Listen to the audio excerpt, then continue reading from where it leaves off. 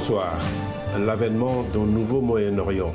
C'est en ces termes que Donald Trump a qualifié les accords signés cette semaine à Washington entre Israël et deux pays arabes.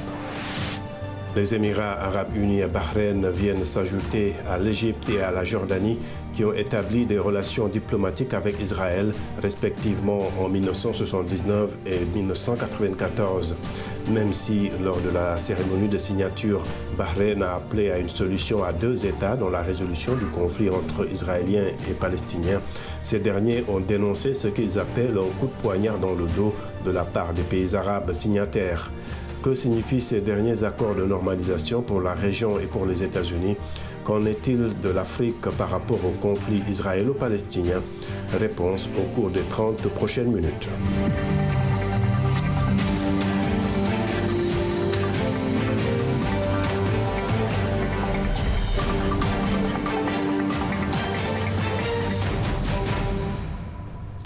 Ces accords de normalisation entre Israël et deux pays arabes, Bahreïn et les Émirats arabes unis, sont qualifiés d'historiques. Ils ont été signés mardi à la Maison-Blanche grâce à une offensive diplomatique de Washington et ils pourraient chambouler les équilibres au Moyen-Orient selon des experts. Le point avec Arzouma Compaoré. Le président Donald Trump a tenu à organiser une cérémonie à la Maison-Blanche et a personnellement accueilli les signataires des accords. Le premier ministre israélien Benjamin Netanyahou et les ministres des Affaires étrangères du Bahreïn et des Émirats arabes unis se sont tour à tour entretenus avec le président américain avant la signature de ces accords négociés par les États-Unis. Dans toute l'histoire d'Israël, il n'y a eu auparavant que deux accords de ce type. Nous en avons maintenant réalisé deux en un seul mois et d'autres vont suivre. Certains observateurs remarquent qu'il n'y a pas de guerre entre Israël et ces deux pays arabes. Néanmoins, c'est une première depuis le traité de paix avec l'Égypte et la Jordanie en 1979 et 1994. Selon la Maison-Blanche, les accords portent le nom d'Abraham, figure patriarcale du judaïsme, de l'islam et du christianisme, qui est considéré comme représentant le potentiel d'unité entre les trois religions. La normalisation marque un changement distinct dans un statu quo vieux de plusieurs décennies où les pays arabes ont essayé de maintenir l'unité contre Israël sur son traitement des Palestiniens apatrides. Une stratégie diplomatique de l'administration Trump visant à pousser les Palestiniens vers un accord de paix. Ces derniers dénoncent un coup de poignard dans le dos. Notre message aujourd'hui est un message de colère aux dirigeants des Émirats arabes et de Bahreïn qui ont été normalisés avec l'occupation. Vous avez abandonné la cause palestinienne et la normalisation représente une trahison vis-à-vis du problème palestinien et de la nation. Mais pour le président américain, on pourra dire que c'est une porte arrière, mais j'appelle ça une porte intelligente, pas une porte arrière. Les Palestiniens ont manifesté mardi contre la cérémonie de signature des accords, tout en exhortant les autres pays arabes à ne pas participer aux célébrations. Mais le changement de ton dans la région semble déjà s'opérer. L'imam de la grande mosquée de la Mecque, l'un des principaux religieux saoudiens qui, dans le passé, avait plaidé la cause palestinienne dans ses sermons, a appelé les musulmans au cours de ce mois à éviter les émotions passionnées et l'enthousiasme ardent contre les Juifs. Par ailleurs, les quatre pays impliqués dans la signature de ces accords partagent une position commune envers l'Iran que Trump a soumis à une pression économique et diplomatique écrasante. Nous considérons cette intervention du régime sioniste dans la région comme dangereuse et nous soulignons que les pays qui s'engagent dans cette direction, c'est-à-dire les Émirats arabes unis et Bahreïn, doivent assumer la responsabilité de cette décision. Ces accords historiques sont donc une victoire pour Benjamin Netanyahou et donneront également à Israël et à ses deux nouveaux partenaires arabes une grande ouverture économique au moment même où ils cherchent à se reconstruire après le ralentissement international déclenché par la pandémie de coronavirus. Merci beaucoup Arzouma. Et maintenant pour le débat, nous avons deux invités. À Montréal, Jamal Abdullah, professeur invité à l'Université de Montréal, et à Tel Aviv, Élie Carmon, chercheur et analyste politique. Et je démarre avec vous, Élie, vous qui êtes sur place à Tel Aviv. Sur le plan diplomatique et économique, qu'est-ce que ces accords peuvent apporter à Israël? Bonjour. C'est un accord très important. De fait, ce sont deux accords, un avec les Émirats unis et l'autre avec le Bahreïn. Je crois que tout d'abord, c'est une importance stratégique et politique, d'ailleurs pour les deux parties. Du point de vue d'Israël, le paradigme jusqu'à maintenant, c'était qu'il n'y a pas une possibilité d'une paix avec les pays arabes, ce qui reste du monde arabe, sans une solution, pas la dernière solution, mais quand même un accord entre les Palestiniens et les Israéliens. Et ça, c'est pour la première fois qu'on voit un changement dans la Ligue arabe, qui avait décidé un plan, c'était le plan du roi Abdallah de l'Arabie saoudite en 2002, justement que les pays arabes sont prêts à la normalisation à condition qu'Israël et l'autorité palestinienne arrivent à un accord. Et ça, c'est un changement vraiment assez extraordinaire, je dirais même historique. C'est ça, du point de vue d'Israël, la chose la plus importante, encore qu'on oublie qu'il y a eu deux accords très importants, peut-être plus importants que cet accord-là, avec l'Égypte en 1979 et avec la Jordanie en 1994. Donc c'est quand même, on peut les comparer, mais du point de vue quand même historique et stratégique, les deux premiers étaient plus importants. Mais on doit aussi voir le contexte régional, parce que dans le contexte régional, c'est une sorte de coalition contre l'hégémonie ou la tentative d'hégémonie régionale de l'Iran. Si vous permettez, on pourra revenir sur cette question iranienne. Je voulais demander à Jamal Abdullah cette question. Tony Blair, l'ancien Premier ministre britannique, a déclaré que les pays arabes doivent envisager de nouvelles approches pour avoir la paix avec Israël. Et le président Trump parle de 5 pays potentiellement qui pourraient normaliser leurs relations avec Tel Aviv. Quels sont ces pays selon vous et qui pourraient suivre l'exemple des Émirats et de Bahreïn? Bien, bah écoutez, tout d'abord, merci de m'avoir invité, ravi d'être avec vous. Je pense que c'est assez tôt de mettre le doigt sur ces 5 ou 4 pays qui peuvent être en fait, qui peuvent suivre les Émirats arabes unis et le Bahreïn, mais je pense que il y a un autre pays dans la région du Golfe arabo-persique, je parle ici de Oman, parce qu'Oman, on sait qu'il a des relations assez douces avec Israël depuis des années, et même le sultan Qaboos, le sultan d'Oman, il a reçu le premier ministre israélien Benjamin Netanyahu en 2018. Donc c'est très probable et possible que l'Oman, ça sera un de ces pays. Depuis quelque temps aussi, on parle d'un autre pays africain, c'est le Soudan. On sait en Soudan, il y a un changement radical depuis la chute de régime de Omar al-Bashir l'année dernière et l'arrivée au pouvoir d'un conseil qui gouverne le pays actuellement et qui souhaite faire sortir le Soudan de la liste noire, si vous voulez. Donc c'est un autre pays.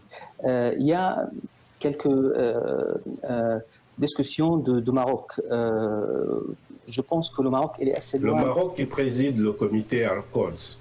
Tout à fait. Je pense que le Maroc, il est loin de signer un accord de paix ou un accord de normalisation avec Israël actuellement pour plusieurs raisons. Surtout, je pense, grâce à ou à cause de la pression de la rue ou la pression sociale au Maroc. Et comme vous avez mentionné, le Maroc préside, ou le roi du Maroc préside le comité de Al-Quds ou Jérusalem depuis que l'organisation de coopération islamique a été créée en 1968. Donc je pense que le Maroc, ça peut être, mais peut-être un stage plus loin. Alors Elie, les Palestiniens parlent de coups de poignard dans le dos. Ces accords vont-ils faciliter ou compliquer la résolution du conflit israélo-palestinien? Je crois qu'au court terme, c'est un problème parce que l'autorité palestinienne d'abord, et surtout le président Abou Mazen, a décidé de lutter à toute force contre cet accord. Il a tenté même d'obtenir de la Ligue arabe une condamnation et il a échoué, ce qui aussi c'est un changement très important, très intéressant. Et donc il faut peut-être attendre le passage d'Abou Mazen de la scène politique pour voir s'il y a d'autres dirigeants qui décident peut-être de changer de cours du point de vue stratégique dans les relations avec Israël. D'accord. Et vous, Jamal, quelle est votre lecture de la situation côté palestinien? C'est vrai que Bahreïn a réitéré son soutien à la solution des deux États hier, disons mardi, lors de la signature de l'accord. Et comment est-ce que les pays de la région doivent s'y prendre pour à la fois normaliser les relations avec Israël et soutenir la cause d'un État palestinien viable et indépendant? Écoutez, votre question est très intéressante. Et puis, avant de remettre en fait ma lecture, il est très important de souligner ici que la plupart des gens ils parlent d'un accord de paix. Or, il n'y aura pas auparavant en fait un cas ou un statut de guerre entre les Émirats arabes unis et le Bahreïn d'une part et Israël d'autre part. Donc moi je dirais plutôt c'est un accord de normalisation de relations entre les deux parties. Ça c'est la première chose très importante. Deuxième chose plus importante aussi, moi peut-être je prends une autre vision si vous voulez pour mon analyse concernant les relations entre les Émirats et Israël et le Bahreïn et Israël. Je ne compare pas les deux accords qui étaient auparavant signés entre l'Égypte et la Jordanie avec Israël, avec ces nouvelles initiatives ou nouveaux accords de normalisation. Voilà. Où se trouve la différence selon vous? Voilà, la différence c'est qu'en fait les Émirats en fait ils cherchent quelque chose beaucoup plus loin que normaliser les relations. Ça veut dire faire une sorte de coalition avec Israël pour faire une barrière, confronter son voisin, l'Iran. Je pense que l'Iran, pour Israël et pour les Émirats arabes unis, ainsi que pour d'autres pays du Golfe, elle présente un ennemi. Ce n'est pas que l'Iran, en fait, qui présente un ennemi. La Turquie aussi présente un ennemi pour les deux parties.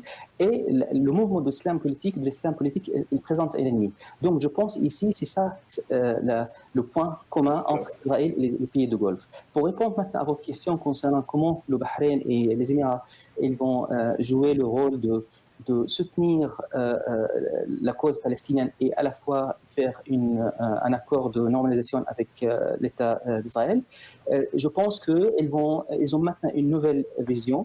C'est la nouvelle vision adoptée par ces pays, c'est la vision de l'administration Trump, ça veut dire le plan de paix proposé le 28 janvier dernier. Donc ces pays, ils ont adopté, en signant cet accord, cette vision. À partir de ça, ils vont aller plus loin pour mettre une sorte d'oppression sur les autorités palestiniennes afin qu'ils puissent montrer ou faire une sorte de discussion. Concession? Voilà, tout à fait, concession, tout à fait.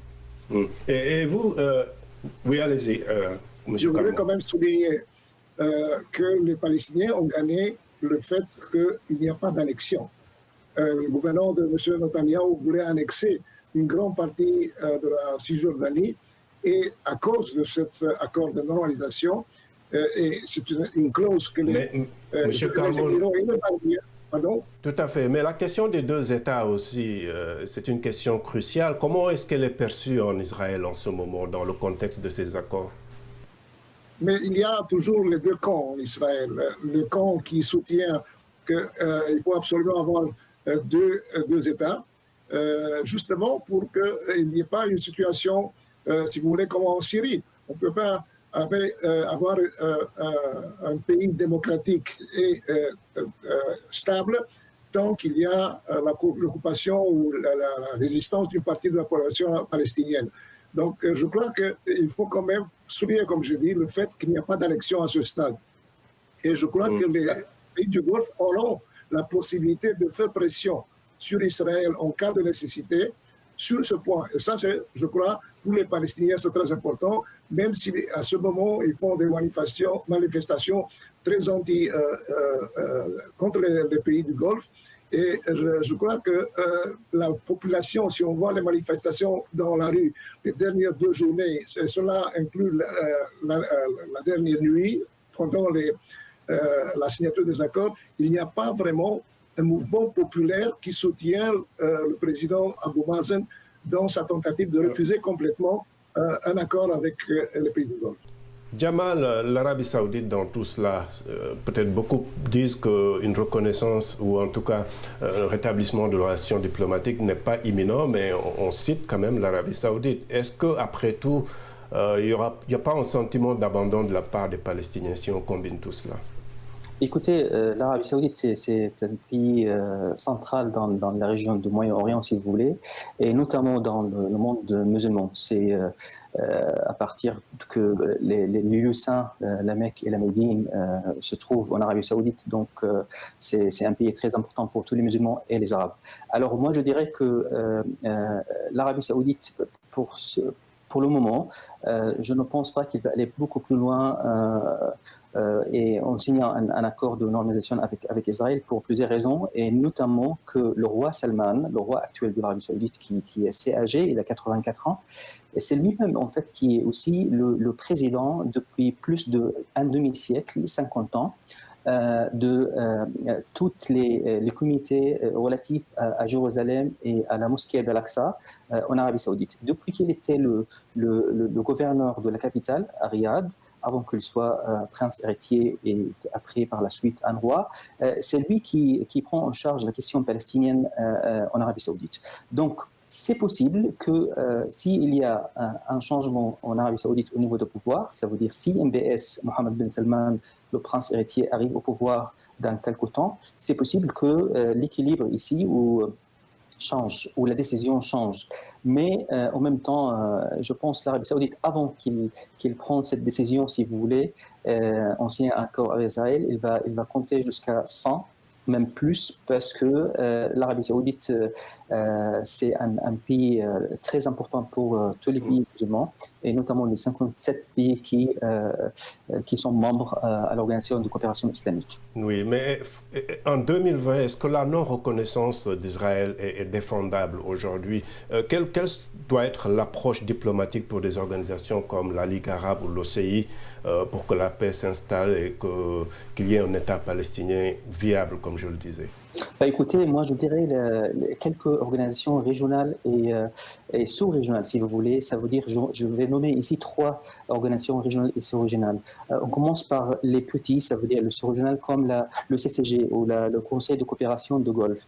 Deuxième, c'est régional, c'est comme la Ligue des États arabes. Et la troisième, c'est beaucoup plus régional ou même international, c'est l'Organisation de coopération islamique. En fait, les 3, selon mon analyse, ils sont en panne actuellement. Ça veut dire qu'ils n'arrivent pas à faire une déclaration pour saluer ou pour condamner cet accord. On n'a pas entendu ni le secrétaire général de CCG, de OIC et de la Ligue des États arabes avec une déclaration pour appuyer cet accord ou pour condamner cet accord. Donc moi je pense en tant que chercheur, si vous voulez, en tant que professeur académique. Donc, je pense que c'est très important de revenir au droit international et revenir aux résolutions des Nations Unies. On a de dizaines, soit même voire des centaines des résolutions des Nations Unies qui sont liées à cette question de conflit israélo-palestinien ou israélo-arabe, si vous voulez. Donc, la plus importante, la résolution 181, 242, 338, etc., 383, etc. Donc je pense que revenir au droit international, c'est très important pour résoudre cette question. D'accord. Alors, nous avons des réactions de téléspectateurs sur la page Facebook de VOA Afrique. On a Alphonse Mbouaki à Kinshasa, en République démocratique du Congo. Il écrit « D'autres pays arabes vont suivre, cela donnera la paix à Israël et l'Iran se retrouvera isolé probablement ». Crespin Mutumba, toujours à Kinshasa, il dit « J'aime ce geste car la bonne guerre, c'est faire et cultiver la paix avec tout le monde, surtout quand on est voisin. » Et puis Yankouba Damfa au Sénégal, il dit « Les États-Unis sont les protecteurs d'Israël, donc ils ne peuvent pas soumettre une solution qui va satisfaire les deux parties. Tant que ce sera le cas, tout compromis serait de l'utopie. » Donc, quelques réactions de téléspectateurs sur la page Facebook de VOA Afrique. Merci de rester fidèle. Washington Forum revient après une courte pause.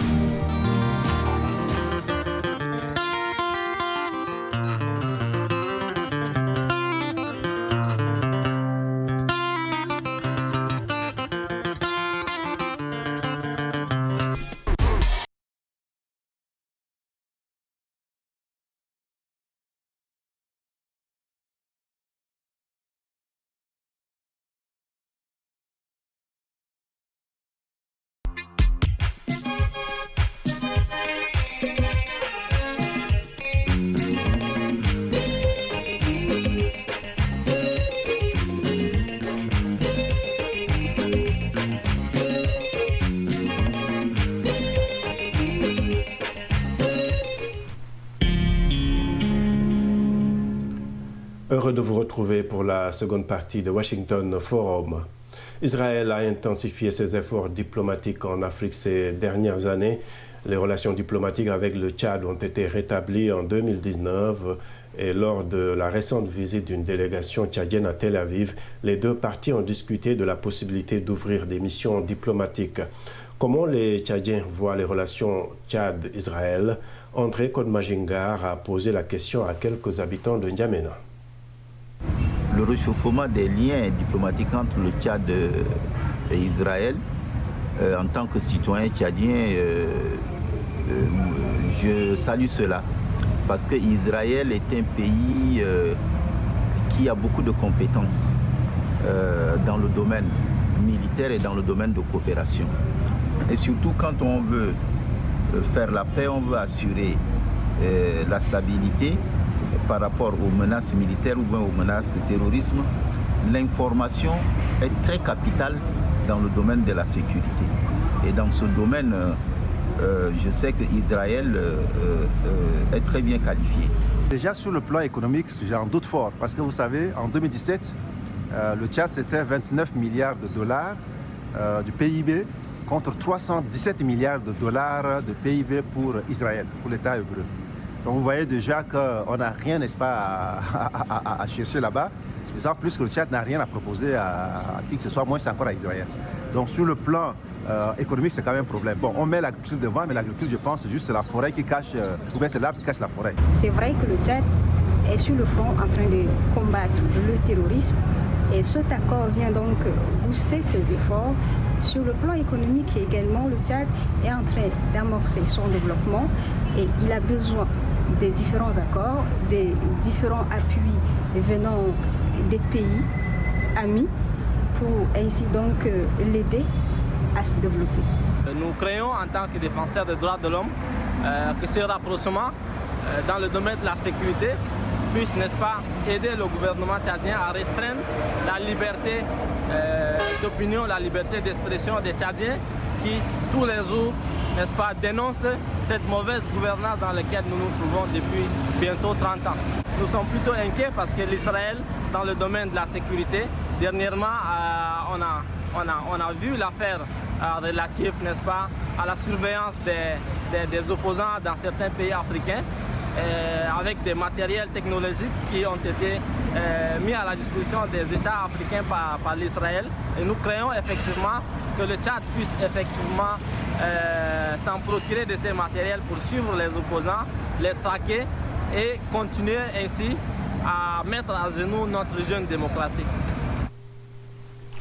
Voilà, merci beaucoup. Donc, je rappelle nos invités pour ce Washington Forum. À Tel Aviv, Eli Carmon, analyste politique et chercheur. À Montréal, Jamal Abdullah, professeur à l'Université de Montréal. Alors, Eli, Israël développe ses relations avec les pays africains, hein, des pays comme le Rwanda, et même le Sénégal et le Tchad, deux pays à majorité musulmane. Quelle est la stratégie pour Israël? Il faut rappeler que l'Afrique a été un champ diplomatique très important d'Israël à partir de son indépendance et l'indépendance des pays africains. Israël a été très actif dans les années 60 et 70. Et puis, à cause de la crise du pétrole, on a coupé les relations diplomatiques du côté africain.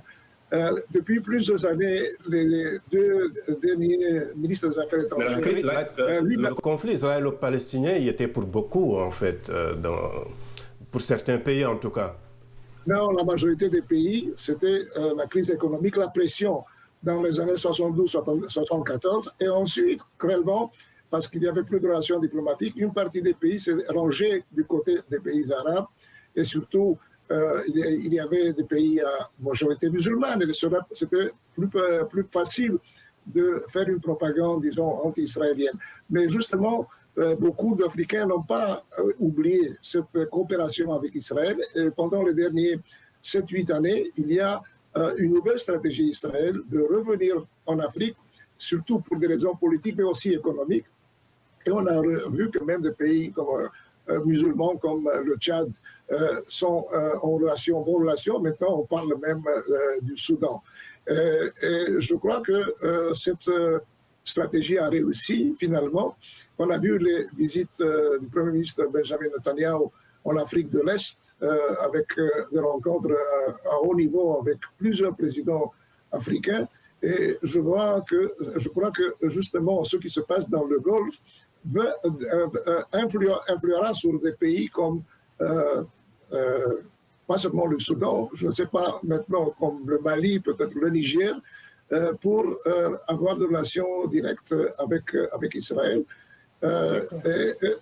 Le Tchad, c'est un cas très important parce que le Tchad est aussi un des pays les plus actifs dans la lutte contre l'extrémisme djihadiste, surtout le Boko Haram et des groupes de Al-Qaïda du Maghreb dans le Sahel. D'accord. Alors Jamal, le bloc africain est très important au sein de l'Organisation de la coopération islamique et c'est un bloc qui a des relations économiques et confessionnelles très fortes avec l'Arabie saoudite notamment et d'autres pays du Golfe. Comment ces développements qu'on a vus cette semaine à Washington peuvent influer sur les décisions de ces pays africains de renforcer également leurs liens avec Israël? Et si c'est le cas, est-ce que cela se fait au détriment de la cause palestinienne?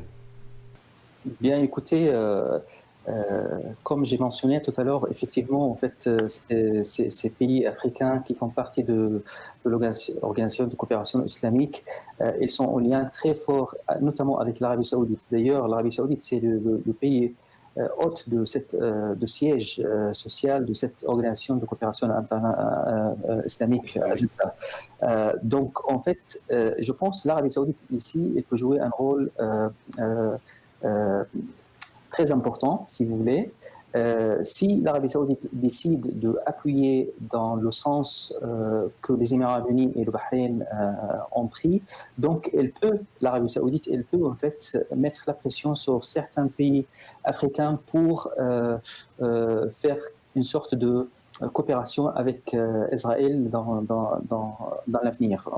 Mais s'il ne souhaite pas, il peut faire une pression pour arrêter toutes sortes de rapprochements entre ces pays et Israël. Et je donne un exemple très simple, et c'est quelque chose qui était passé, et je m'arrête ici si vous voulez, afin que vous puissiez continuer à poser vos questions. On se rappelle, en fait, en 2017, ça veut dire il y a presque 3 ans, le 5 juin 2017, 3 pays de Golfe, dont l'Arabie saoudite et les Émirats arabes unis et le Bahreïn, ont coupé leur lien avec leur voisin, le Qatar, le petit pays de Golfe, le Qatar. Alors, on a bien constaté qu'à l'époque, Adel Al-Jubeir, le ministre des Affaires étrangères saoudien, il a fait une sorte de voyage, si vous voulez, visite dans certains pays d'Afrique, et il a mis une sorte de pression sur ces pays pour appuyer l'Arabie saoudite et ses alliés et couper les liens avec le Qatar. Et même dans quelques journaux, on a lu que l'Arabie saoudite elle a utilisé la carte de le pèlerinage et les visas de pèlerinage pour tirer ces pays. Donc je pense que l'Arabie saoudite elle peut vraiment jouer une carte très important au niveau de la religion et même au niveau des investissements économiques. D'accord. En tout cas, nous aurons certainement l'occasion d'y revenir. Nous arrivons au terme de ce Washington Forum. Merci à mes invités et à vous qui nous avez suivis. Je remercie les télépartenaires sur le continent. Vous pouvez retrouver cette émission sur notre site internet et sur la page Facebook de VOA Afrique. Je remercie toute l'équipe technique. À très bientôt. Au revoir.